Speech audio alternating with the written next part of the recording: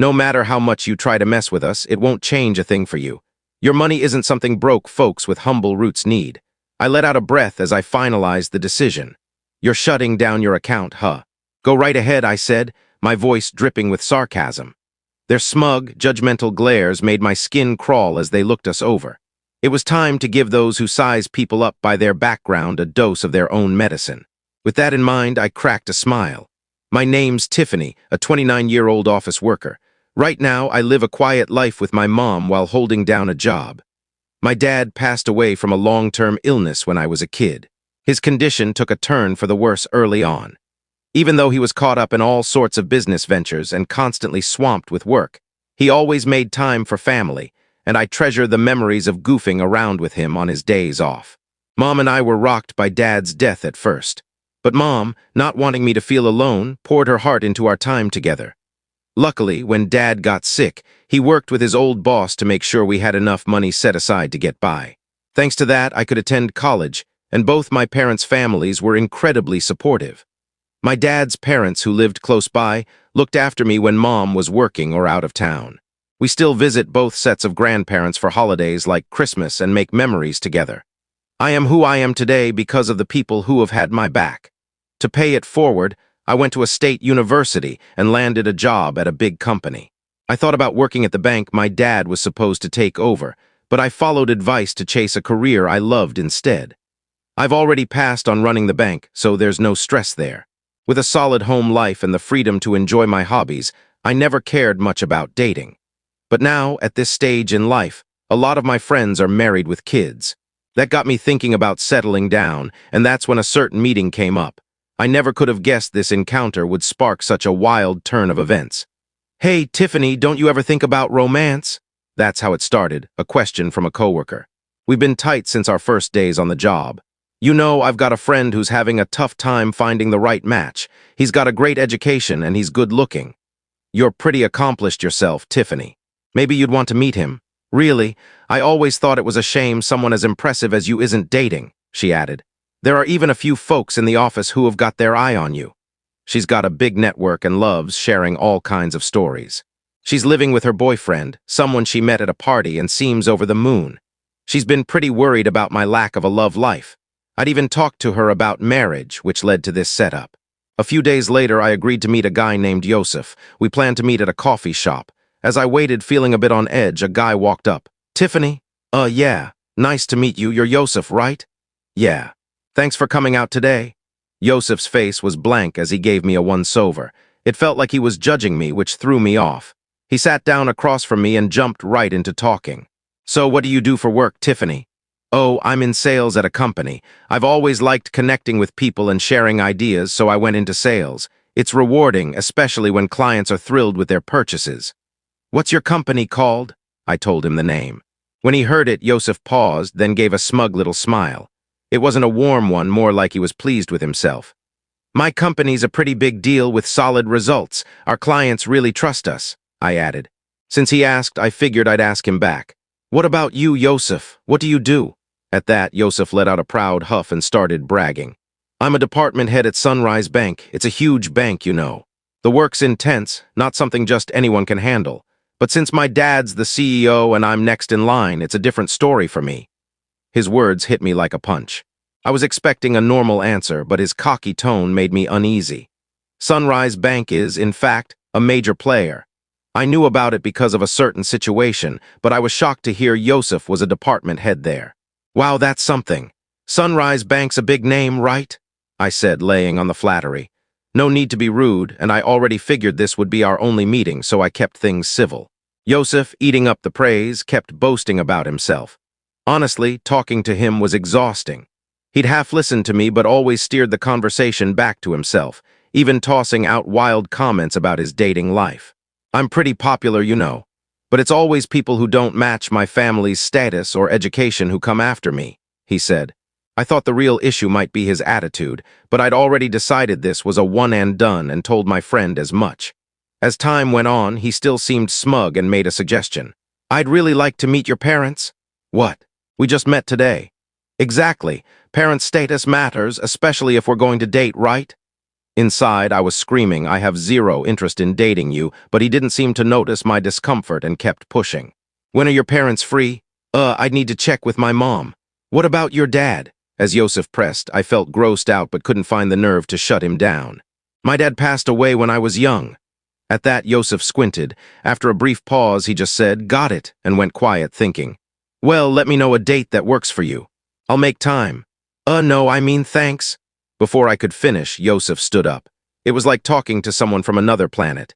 Even though I didn't want to, I'd given him my contact info and even talked about meeting our parents. His condescending look when I mentioned my dad's passing bugged me. In the end, we set up another meeting with our parents. When I told my mom, she gave a small, knowing smile. Maybe you were just nervous since you haven't dated much. Maybe, but the way he talked was off. Well, his parents will be there, right? If it doesn't feel right, just say no. I'll be there too. Thanks, Mom. Sorry for dragging you into this, I said, feeling bad. Mom laughed it off. It's fine, don't worry. Besides, I'm curious about Sunrise Bank. Let's see how it goes. So Yosef and I set up a family meeting. At the time, I had no clue Yosef had planned it for such a messed up reason. On the day of the meeting, we showed up at the spot Yosef picked, a high-end restaurant. Fancy place, huh? Yeah, it is. Our table was ready, but Yosef wasn't there yet. We went in and waited, and a bit after the scheduled time, Yosef and his family rolled in. Sorry we're late, traffic was a nightmare. Nice to meet you, thanks for coming out. Yosef's family sat down without much apology. Annoyed but not wanting to start trouble, I kicked off the family meeting. After a while, Yosef's mom, Morgan, spoke up with a sly grin. So, where's your dad? Is he coming later? I glanced at Yosef, but he just smirked and said nothing. I'd already told him my dad had passed. Morgan acted like she didn't know, even though we'd agreed to this family meeting. My mom stepped in quickly. My husband passed away from an illness when Tiffany was little, so I'm here today as her mom. Mom smiled calmly. Morgan, though, raised her voice dramatically. Oh my, Tiffany's from a single-parent family? Her words stunned me. Even after I said my dad passed away, her tone was laced with spite. Must be tough coming from a single-parent home, huh? But she went to a state school, that's something, right? Yeah, but still, dating someone from a single-parent family sounds complicated. Yosef's family chimed in, leaving Mom and me speechless. They talked about us so rudely right in front of us, like being from a single-parent family was something to be ashamed of. That's not how you talk at a first meeting. I was hurt. Excuse me, I said quietly, but after my dad passed, my mom raised me with so much love. I owe everything I am to her. Isn't it rude to talk about someone like that when you've just met? Morgan just laughed. Rude. Isn't it weirder for a single-parent's kid to think they can marry into a high-class family? Yosef piled on. Yeah, I'm not into headstrong women. This is a waste of time. Seeing there was no reasoning with them, I just stared in disbelief. I had high hopes since she works at a big company, Morgan went on. You're set to take over Sunrise Bank, so she's probably not up to your level. As they kept throwing insults, I decided I didn't need to hear any more. Shaking with anger, Mom glared at them. Did you invite us here just to look down on us? Tiffany told me about the other day. You're enjoying mocking us for being a single-parent family, aren't you? It was the first time I'd heard her sound so sharp. Stop with the accusations. It was just a little joking, right? Morgan said, her tone smug. No one likes being mocked and all your comments are condescending. We're done listening to this, Mom said firmly. Yosef's family looked annoyed at her words. Pretty bold for regular folks. Regular folks, huh? Maybe so, but this seals it, Mom said. Yosef's family looked briefly shocked, then laughed, as if thinking, what could you possibly do? Mom sighed and spoke up. We actually have accounts with your bank, but we don't want to keep our money with people like you. Oh, really? We don't even know your name, so it's probably pocket change, Morgan sneered. Yeah, right, even if you pull your funds, it won't hurt us. We don't need low-class poor people, Yosef added, his voice full of contempt. I realized even Mom's attempt to reason with them was pointless, but they kept talking down to us, clueless. I let out a breath and made it final. We're closing our accounts. Go for it, came their mocking reply. Their disdainful looks burned into us. I thought to myself, let's make these people who judge others by their roots regret it. I smiled at the idea. Is that so? Then we'll move forward with that and let's pretend this meeting never happened. Of course, we'd never marry a single-parent family's daughter. Well then, we're done here. Mom and I got up. Oh, don't worry about the bill, it's too pricey for you. Is that so? With that, our family meeting was over. Later, I made a call. Weeks later, Yosef blew up my phone. I'd expected this and had no intention of picking up. It was their mess to deal with. I blocked his number right away. A few days later, Grandpa Kyle called us to Sunrise Bank. Mom and I arrived at the bank's meeting room where Yosef's family sat, looking ghostly pale. The second they saw us, Morgan jumped up and bowed deeply. "I'm so sorry for what happened." I didn't respond, just smiled and spoke. "What exactly are you sorry for?" Morgan bit her lip, trembling with frustration. It made sense. She had a lot to apologize for. That's probably why she was so rattled. "This all started because," I said we'd close our account that day. Our personal account wasn't huge, so pulling it wouldn't have done much. But Kyle's situation was different.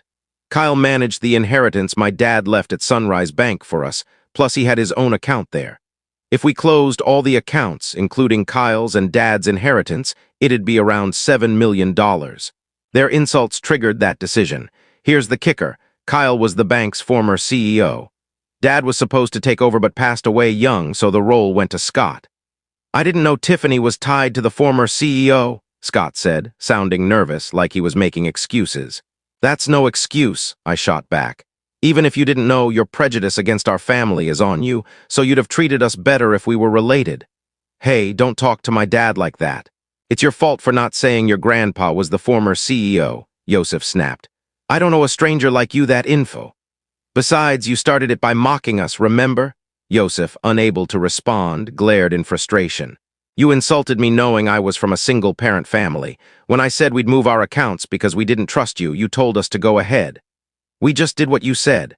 It's just business for you, but have you ever thought about how it feels to have your family insulted?" Silence hit the room.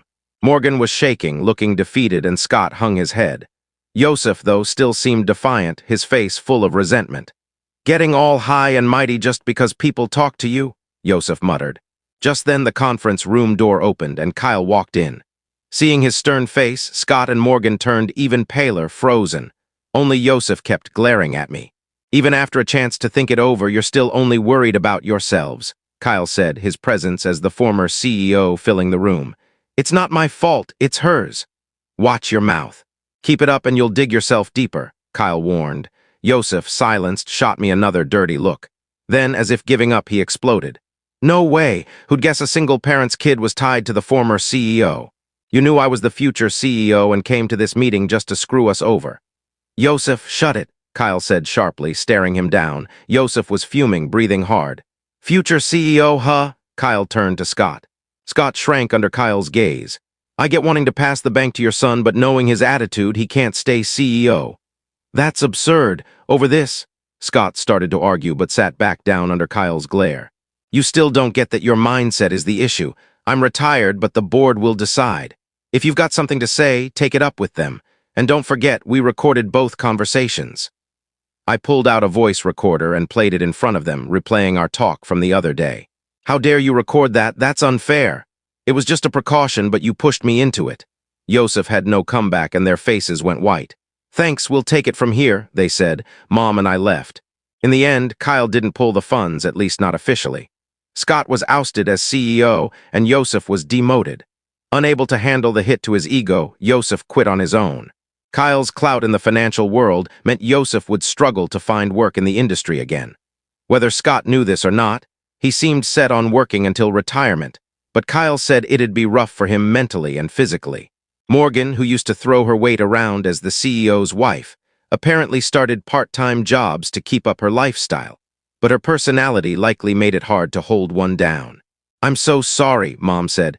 "It's okay, you didn't know, right?" I replied. I only told the friend who set me up with Yosef what happened. She'd only heard about him through someone else and wasn't to blame. Mom was worried at first about being a single parent, but I'm happy now and living well thanks to everyone's support. When I told her that, she smiled and said, "Thank you." After everything was settled, Kyle invited us to his place again sometime. I'm so grateful for his help in sorting this out. It was rough, but I'm content now, so it's all good. "I've got some good news for you." "What, not another date, is it?" "It's my boyfriend's friend this time. He's a solid guy. I'm not into dating right now, but I'm happy with my life. I want to keep valuing the people who support me, and maybe one day I'll meet someone I really connect with."